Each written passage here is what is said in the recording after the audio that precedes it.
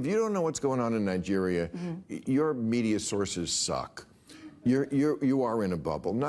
And again, I'm not a Christian, but they are systematically killing the Christians in Nigeria. They've killed over 100,000 since 2009. They've burned 18,000 churches. This is so much more. These are their Islamists, Boko Haram. It's a quiet night in a village on the edge of Nigeria's northern middle belt.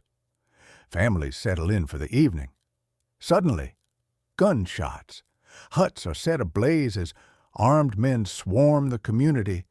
In the chaos, one mother grabs her infant and flees.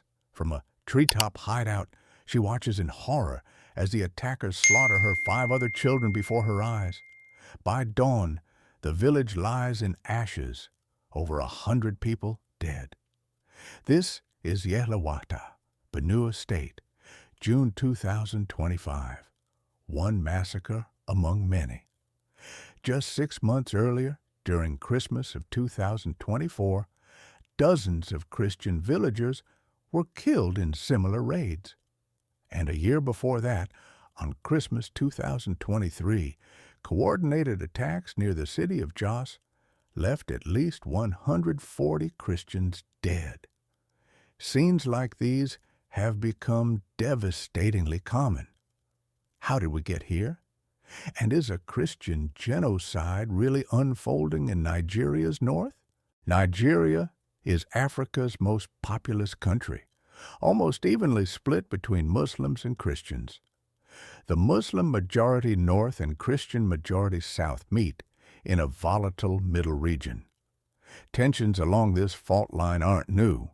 Disputes over land, ethnicity, and faith go back decades. But in the last 5 years, violence against Christian communities in northern Nigeria has surged to terrifying levels. Thousands are killed each year, and millions are displaced from their homes. Entire areas in the north and middle belt, once peaceful farming communities, are now ravaged by attacks. This conflict is often painted in broad strokes, Muslims versus Christians. In reality, it's more complex. Yes, religion is a major factor, but it's entangled with struggles for land, resources, and power. Climate change has shrunk grazing lands, pushing nomadic Fulani herders, mostly Muslim, into farming areas owned largely by Christians. Poverty and weak governance have created a tinderbox where small disputes can explode into violence. Yet, what might start as a fight over cows trampling crops can end with militants torching churches and screaming, "We will destroy all Christians." The result is a toxic mix of ethno-religious conflict, and for those caught in it, the reasons matter less than the carnage it brings. Nigeria's Christians in the north face 2 major threats. The first is the jihadist insurgency in the northeast, led by Boko Haram and ISWAP. Boko Haram began its rebellion in 2009, aiming to create an Islamist state and treating anyone outside its extreme ideology, especially Christians, as enemies. In areas they seized, churches were destroyed, and whole villages were wiped out. At their height, in 2015, they controlled large territories, and by 2021, the conflict had killed an estimated 350,000 people. The world took notice after mass kidnappings.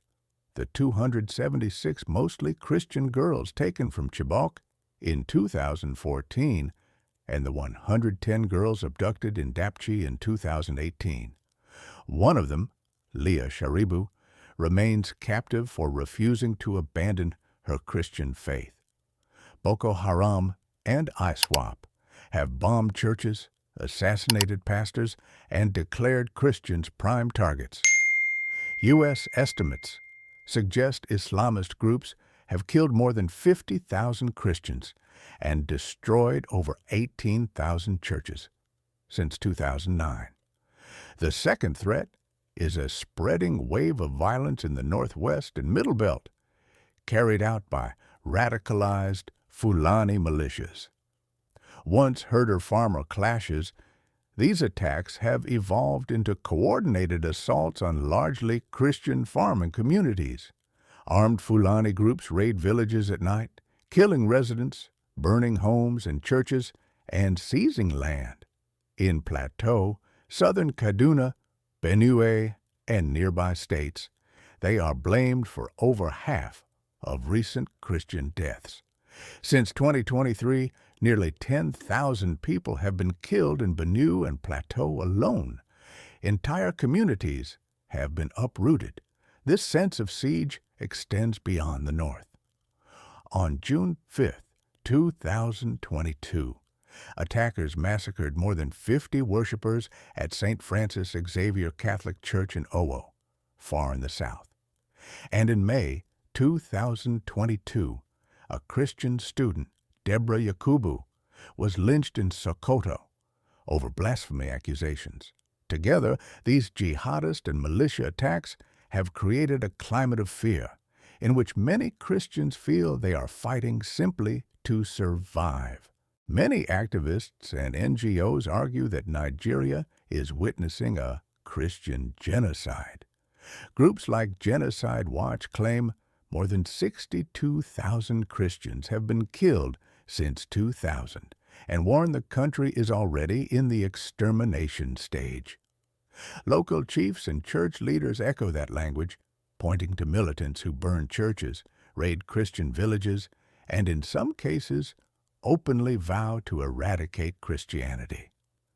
Analysts note Christians in the North are significantly more likely to be killed, leading some U.S. officials to say the violence borders on genocide. But the Nigerian government strongly rejects that label. Officials argue the crisis is far more complex.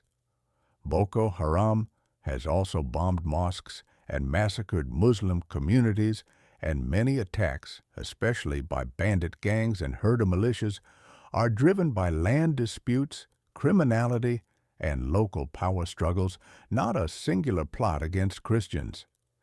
Independent experts note that both Christians and Muslims have suffered heavily, and some warn that calling it genocide oversimplifies the conflict and risks fueling sectarian tensions.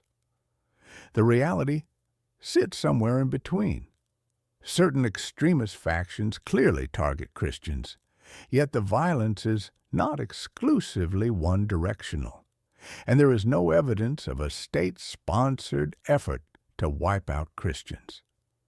For those living through the attacks, though, definitions matter little. What they feel is that they are being targeted for their faith, and that fear shapes their daily reality. For years, atrocities in Nigeria went largely underreported, a silent slaughter, as activists call it. But the world has begun to take notice. In 2020, the U.S. designated Nigeria a country of particular concern for religious freedom violations. Though the label was briefly removed in 2021, pressure to reinstate it grew by 2025. Western lawmakers started speaking out more urgently. Some accused Nigeria's government of ignoring or even enabling massacres of Christians, and bills were introduced to sanction officials seen as complicit. Human rights groups, church networks, and even the Pope have urged action, while Genocide Watch has called for a UN inquiry. A turning point came in November 2025 when a U.S. congressional subcommittee held hearings on the alleged Christian genocide in Nigeria. Survivors shared harrowing testimony, pushing the crisis into the spotlight. Around the same time, U.S. President Donald Trump claimed he had instructed the Pentagon to prepare for possible action to stop the killings, a dramatic, if largely symbolic, gesture. Nigeria's government bristled, insisting it is doing its best and warning against foreign interference. Some Nigerian commentators also cautioned that framing the violence as purely religious could undermine local peace efforts. But with few perpetrators ever prosecuted, accusations of official indifference continue to grow. Today, Nigeria's north stands at a dangerous crossroads. For grieving Christian families, labels matter less than survival. Yet amid the tragedy, there are glimmers of hope. Interfaith self-defense groups, Muslims and Christians marching together, priests holding services in burnt-out chapels. International attention is finally rising. Genocide or not, people are being slaughtered for their faith, and Nigeria's challenge, and the world's, is to stop the killing before entire communities disappear.